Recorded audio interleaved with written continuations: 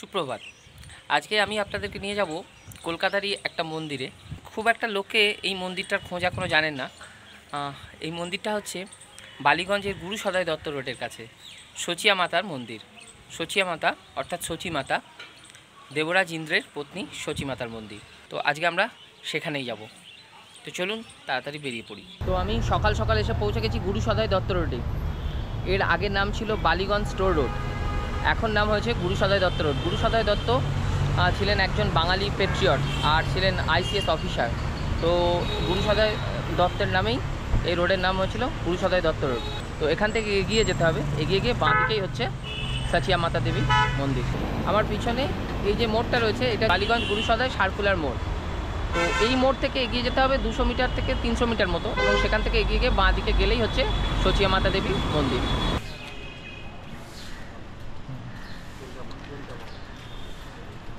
আমি আজকে এসে গেছি কলকাতার গুরু সদয় দত্ত রোডে শচিয়া মাতার মন্দিরে। শচিয়া মাতা অর্থাৎ শচী মাতা, ইন্দ্রের পত্নী, দেবরাজ ইন্দ্রের পত্নী শচী মাতার মন্দিরে। এই শচী মাতার একটি পুরনো মন্দির রয়েছে রাজস্থানের যোধপুরের ওসিয়ানে।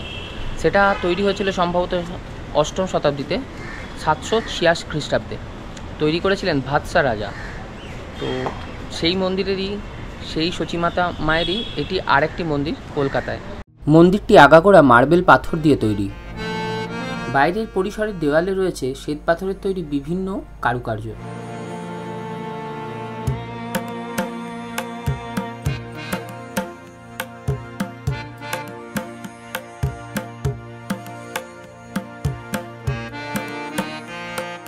ঢোকার মুখে দরজার উপরে রয়েছে 3টি দেবতার মূর্তি, বজরংবলী, মা দুর্গা ও ভগবান গণেশের মূর্তি। মূল দরজা দিয়ে প্রবেশ করলেই শ্বেত পাথরের তৈরি দুটি হাতি আপনাকে স্বাগত জানাবে। আর এই অসাধারণ হাতির মূর্তি দুটিকে না দেখে উপেক্ষা করে মন্দিরে প্রবেশ করা সত্যিই অসম্ভব।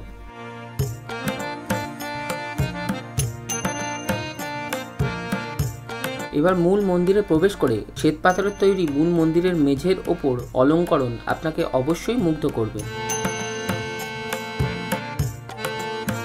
মন্দিরের মূল বিগ্রহ শচিয়া মাতা ছাড়াও অন্যান্য অনেক দেবদেবীর মূর্তি রয়েছে। মূল মন্দিরে প্রবেশ করে ডান দিকে গেলেই পদ্মাবতী দেবীর মূর্তি দেখতে পাওয়া যাবে। পদ্মাবতী হলেন 23তম জৈন তীর্থঙ্কর পার্শ্বনাথের শাসন দেবী। পদ্মাবতী দেবী পদ্ম ফুলের উপর উপবিষ্ট এবং তার মাথার উপর থাকে একটি সাপের ফনা। প্রায়শই তার মূর্তির মুকুটে পার্শ্বনাথের একটি ছোট চিত্র খোদিত দেখতে পাওয়া যায়। পদ্মাবতী দেবীর বিগ্রহ থেকে আমরা বাঁ দিকে বেঁকে গেলে সোজা দেখতে পাবো রাম, সীতা ও লক্ষ্মণের বিগ্রহ।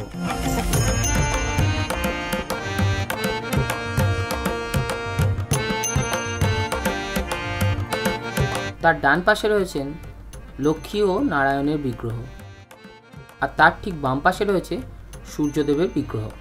আর সূর্যদেবের বিগ্রহের পরেই রয়েছে গায়ত্রী মাতার বিগ্রহ। গায়ত্রী মাতাকে বেদ মাতাও বলা হয়। দেবী গায়ত্রীর পূজা সমস্ত বেদের সারাংশ। ব্রহ্মা এবং অন্যান্য দেবতারাও সন্ধ্যায় দেবী গায়ত্রীর পূজা করেন। এবার বাম দিকে গেলে দেখতে পাওয়া যাবে ভৈরবের মূর্তি, যার বাহন কুকুর। এটি ভগবান ভোলেনাথেরই একটি রূপ। এখান থেকে সোজা গেলে দেখা যাবে রাধাকৃষ্ণের মূর্তি।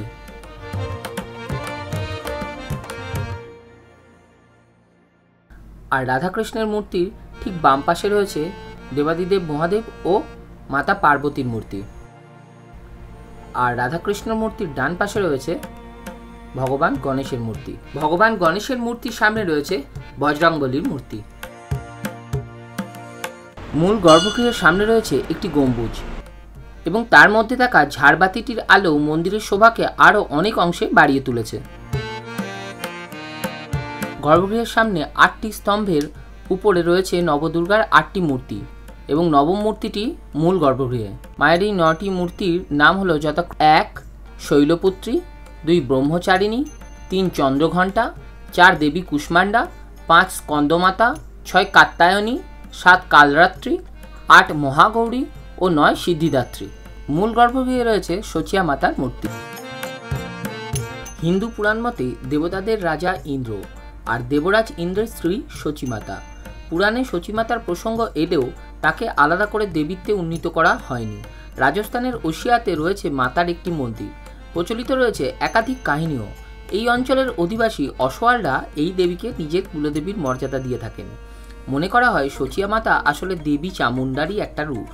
এককালে প্রতি বছর নবরাত্রিতে প্রচুর মোষ বলি দিয়ে দেবীর পূজা হতো, কিন্তু জৈন ধর্মগুরু রত্নপ্রভু সুরি আচার্যের নির্দেশে এই মোষ বলি প্রথা বন্ধ হয়ে যায়। বলি বন্ধ করায় দেবী ভীষণ ক্রুদ্ধ হয়ে আচার্যকে অন্ধ করে দেন, কিন্তু আচার্য উতলা না হয়ে দেবীর পূজা করতে থাকেন। দেবী তখন আচার্যের উপর প্রসন্ন হয়ে নিজেই বলি বন্ধ করে দেন। আচার্য তখন দেবীকে সচী মাতা বলে সম্বোধন করেন।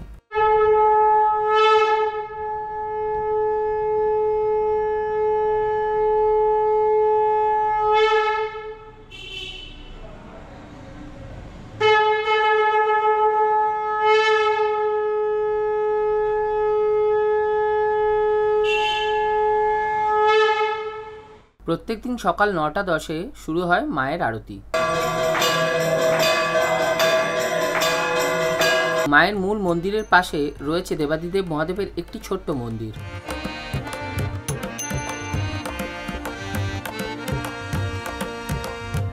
মন্দিরের ঠিক সামনেই শ্বেতপাথরের বেদির ওপর রয়েছেন নন্দীদেব। মন্দিরের ভেতর দেবাদিদেব মহাদেব লিঙ্গরূপে বিরাজ করছেন।